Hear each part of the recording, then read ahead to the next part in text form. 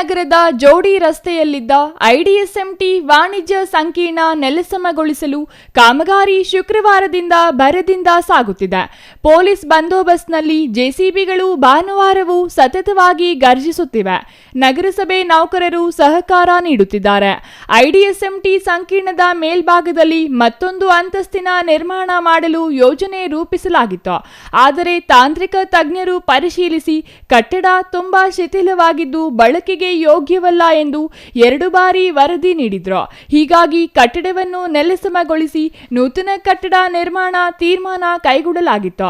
ಜಿಲ್ಲಾಧಿಕಾರಿ ಜಿ ಪ್ರಭು ನೇತೃತ್ವದಲ್ಲಿ 2 ಬಾರಿ ಸಂಕೀರ್ಣದ ಅಂಗಡಿ ಮಾಲೀಕರೊಂದಿಗೆ ಮಾತುಕತೆ ನಡೆಸಿ ಶೀಘ್ರವಾಗಿ ಅಂಗಡಿಗಳನ್ನು ತೆರವುಗೊಳಿಸಿ ತಾತ್ಕಾಲಿಕ ವ್ಯವಸ್ಥೆ ಮಾಡಿಕೊಳ್ಳಬೇಕೆಂದು ಗಡುವು ನೀಡಿದ್ರು.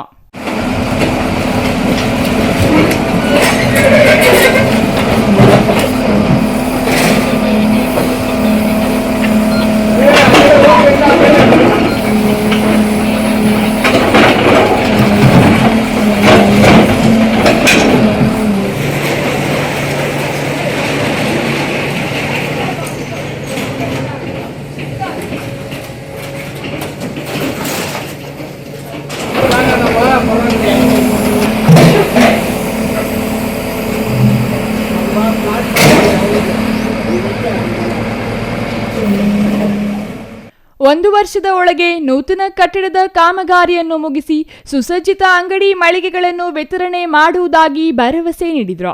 ಕೆಲವರು ಖಾಲಿ ಮಾಡಿದ್ರು, ಮತ್ತೆ ಕೆಲವರು ಖಾಲಿ ಮಾಡುತ್ತಿದ್ರು. ಖಾಲಿ ಮಾಡಿರುವ ಅಂಗಡಿ ಮಳಿಗೆಗಳನ್ನು ನೆಲಸಮಗೊಳಿಸುವ ಕೆಲಸ ಭರದಿಂದ ಸಾಗುತ್ತಿದೆ. ಈಗಿರುವ ಸಂಕೀರ್ಣ 40 ವರ್ಷಗಳಷ್ಟು ಹಳೆಯದ್ದಾಗಿದ್ದು 170 ಅಂಗಡಿ ಮಳಿಗೆಗಳಿದ್ದವು.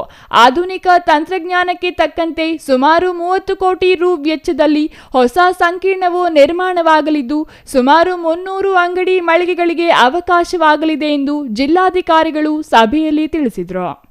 Imran Khan, CTV news, Chintamani.